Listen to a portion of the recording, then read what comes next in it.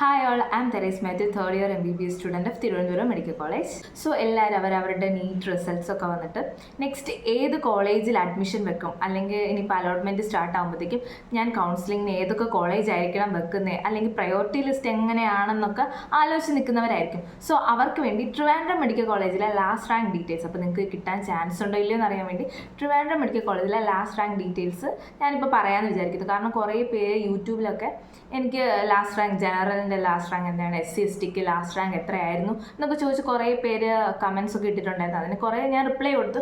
എന്നാലും ഇതൊരു വീഡിയോ ആയിട്ട് തന്നെ ചെയ്യാൻ ഞാൻ വിചാരിച്ചിട്ടുണ്ട്. സോ നമുക്ക് 2020 മുതൽ 24 വരെയുള്ള ഓൾ ഇന്ത്യ കോട്ടയാണെങ്കിൽ കേരള സ്റ്റേറ്റ് മെറിറ്റ് ആണെങ്കിലും അതിൻ്റെ ലാസ്റ്റ് റാങ്ക് ഡീറ്റെയിൽസ് ഞാൻ നിങ്ങളുമായിട്ട് പങ്കുവെക്കുന്നു. So hope this will help U.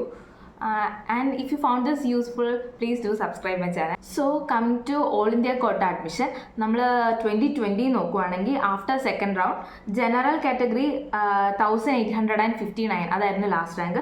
SC കാറ്റഗറിക്ക് ആണെങ്കിൽ 42,049 ആൻഡ് ST കാറ്റഗറിക്ക് 67,926. ഇത് 2020 കാര്യമാണ്. ആൻഡ് ഇൻ 21 ജനറൽ കാറ്റഗറിയുടെ ലാസ്റ്റ് റാങ്ക് ഡീറ്റെയിൽ എന്ന് പറയുന്നത് 3,434 ആയിരുന്നു. പിന്നെ നമ്മൾ ലാസ്റ്റ് റൗണ്ട് ഇപ്പം 22-ൻ്റെയും 23-യുടെയും 24-ൻ്റെയും ലാസ്റ്റ് റൗണ്ടിൻ്റെ ഡീറ്റെയിൽസ് എന്ന് പറയുമ്പോൾ ജനറൽ കാറ്റഗറി 8,933. പിന്നെ 23-ൽ അഡ്മിഷനിൽ ജനറൽ കാറ്റഗറിയിൽ ലാസ്റ്റ് റാങ്ക് ഡീറ്റെയിൽസ് വന്നേക്കുന്നത് 1,304. ആൻഡ് 24-ൽ അഡ്മിഷൻ ടൈമിൽ ജനറൽ കാറ്റഗറി 4,352. ഇതിപ്പോൾ ഞാൻ പറഞ്ഞത് ഓൾ ഇന്ത്യ കോട്ടയുടെ അഡ്മിഷൻ്റെ ലാസ്റ്റ് റൗണ്ട് ഡീറ്റെയിൽസ് ആണ്. അതിൽ 2020-യും 21-ൻ്റെയും ഞാൻ സെക്കൻഡ് റൗണ്ട് ഡീറ്റെയിൽസ് ആയിരുന്നു പറഞ്ഞത്.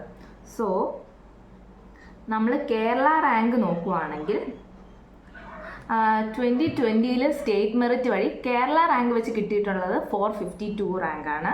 പിന്നെ 21-ലാണെങ്കിൽ 414, 22-ൽ 424, 23-ൽ 368, 24-ൽ 425. ഇതൊക്കെ ഫേസ് 2 അഡ്മിഷന് ഫേസ് 2 പ്രൊസീജിയറിന് ശേഷമുള്ള ലാസ്റ്റ് റാങ്ക് ഡീറ്റെയിൽസ് ആണ്.